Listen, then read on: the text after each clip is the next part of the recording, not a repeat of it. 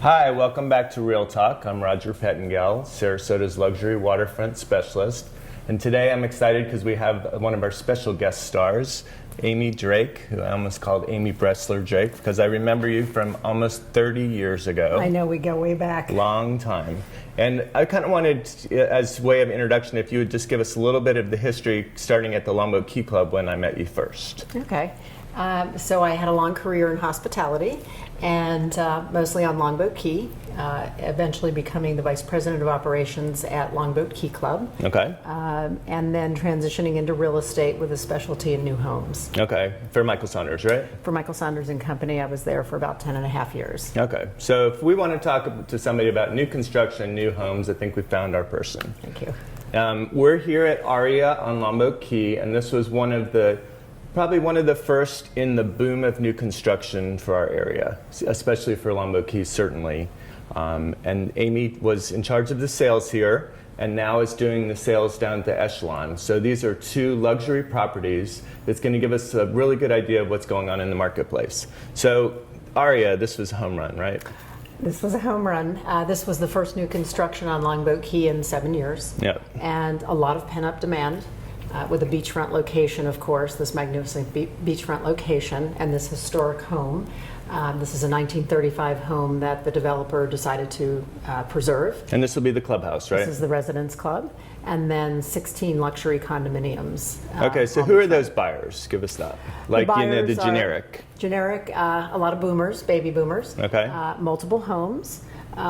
Almost everybody here had some connection to Sarasota. Okay. So people either living on Longboat Key or living on Lido, they wanted new construction, they wanted more space, and they wanted new.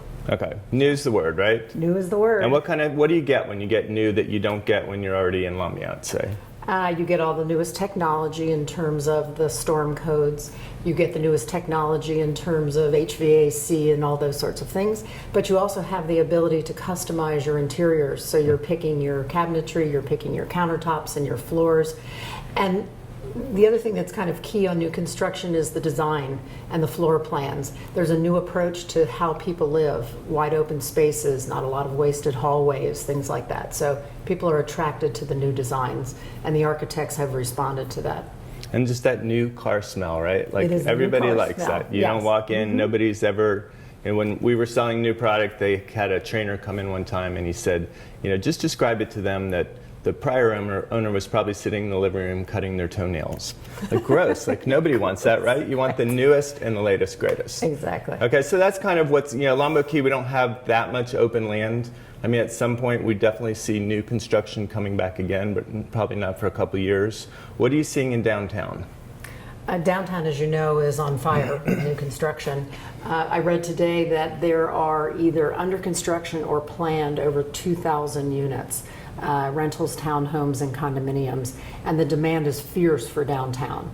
So break that out from luxury. What do you think percentage of luxury condominiums would that be? Luxury kind of defined over as $1 million. At least. $2 million. I know it's kind of the bar is moving up as prices move up. Probably 35–40% luxury. Okay, so it's and still the demand fair. is there. The demand is there. So what's the demand there for? Do they want big spaces, big views? Well, view is always key.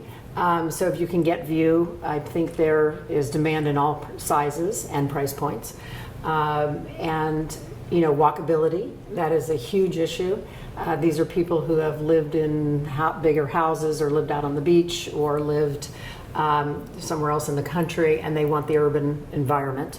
And do they want to literally walk to downtown? Is that 41, is that an issue? I mean, it still seems like things are selling on the other side. Yes, they are, because there's really demand for new construction at all price points and all views. If you can get more in the core of downtown, of course, that's always desirable. In terms of sizes, it's interesting. The sizes at Echelon, for instance, are 4,155 square feet. These are also large at Aria. These were average 3,800 square feet. So people aren't downsizing into those, yes, right? So these are people coming out of bigger spaces and saying, I'm really not willing to downsize that far. Okay. So there is a demand for large space. Of course, there's always a demand for smaller space. I know you can't get in every buyer's mind, and honestly, most buyers don't really know or tell you the truth, but we've always seen a lot of these end up being flipping, that somebody's going to come in, buy 2 years early and resell them later. Do you have any feeling, not necessarily just on the Aria or Echelon, but at all in downtown? At the higher end, I would say the flipping is not really, that's not in forefront in people's minds. What I've seen at Aria and Echelon is these are end users. I have heard in some of the bigger buildings there are some investor buyers, but I think people are getting into position because this is where they want to be. Right. And they know they want to get in early, get first day pricing. I think one of the keys that you can know is, like you were telling me, somebody's putting a putting green on their terrace. Like, that's not what you do if you're a spec buyer, right? No. You want to go for something that's as generic as possible. So those are some of the clues that you might get. And at Aria and Echelon, it's kind of unique. We're allowing buyers to customize at a very high level. They can work with the architects to redesign floor plans, and then they can pick all of their finishes. Some of the other buildings, that's not an option. So yes, at that level, when people are investing that much emotionally, they're not flipping. And are you seeing values going up in downtown new construction? Yes, definitely. In all the new buildings, prices start at one point and then they go up as sales are made or as they come out of the ground. So I'm thinking that summer, for everybody is a slower time. And I'm encouraging you that if new construction is on your radar, this is a good time to be talking about it.